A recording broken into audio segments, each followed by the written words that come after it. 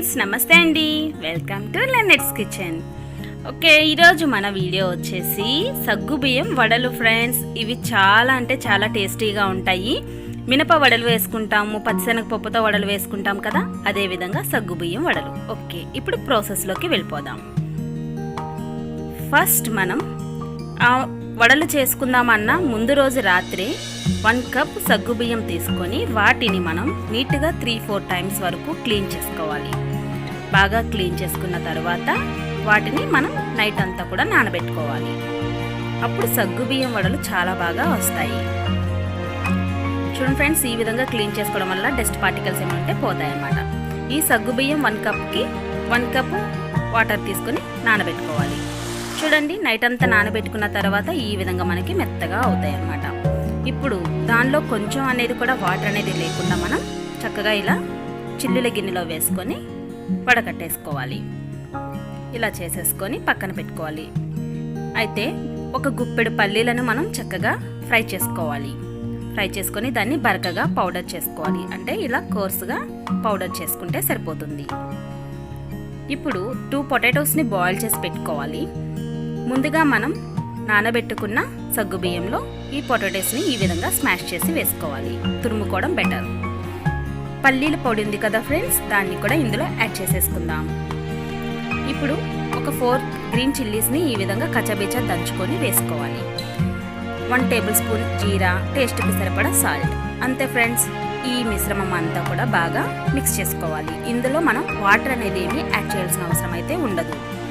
చూడండి, ఈ విధంగా మనకి వడలు చుట్టుకోవడానికి కరెక్ట్గా రావాలి. ఇదిగో ఈ విధంగా మనకి వస్తే సరిపోతుంది. ఇలా డైరెక్ట్గా వడలాగా వేసేసుకోవచ్చు, లేదు అనుకుంటే ఇలా హోల్ పెట్టుకొని గారెలాగా వేసుకోవచ్చు. డీప్ ఫ్రైకి సరిపడా ఆయిల్ని యాడ్ చేసుకుందాం. ఆయిల్ కూడాను బాగా హీట్ అవ్వాలి. చూడండి ఫ్రెండ్స్, ఇవి చాలా టేస్టీగా ఉంటాయి. దీనిలో మీకు ఇష్టమైతే ఆనియన్స్ని కూడా యాడ్ చేసుకోవచ్చు. ఓకే, చూడండి, నేను చూపిస్తున్నది నాకు హ్యాండ్తో ఇలా అలవాటు ఫ్రెండ్స్. అందువల్ల నేను గారెలైనా వడలైనా ఇలా వేసేస్తూ ఉంటాను. లేదా మీరు కర్చీఫ్ కానీ ఏదైనా పెట్టుకొని వేసుకోవచ్చు. బట్ వాటర్ అనేది ఎక్కువగా దానికి టచ్ చేయకూడదు, ఎందుకంటే అలా టచ్ చేస్తే ఆయిల్ అనేది ఎక్కువ పీల్చేస్తుంది. సో వాటర్ ఎక్కువగా టచ్ చేయకుండా మనం డైరెక్ట్గా వేసుకుంటే చాలా పర్ఫెక్ట్గా వస్తాయి. ఈ విధంగా వేసిన తర్వాత మరొకటి వేసేటప్పుడు వెంటనే వేయకూడదు. కొంచెం టైం తీసుకొని అది కాస్త లైట్గా ఫ్రై అయిన తర్వాత మాత్రమే వేసుకోవాలి.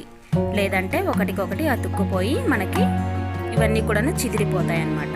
అంటే సగ్గుబియ్యం విడివిడిగా అయిపోయి మొత్తం బ్రేక్ అయిపోతాయి.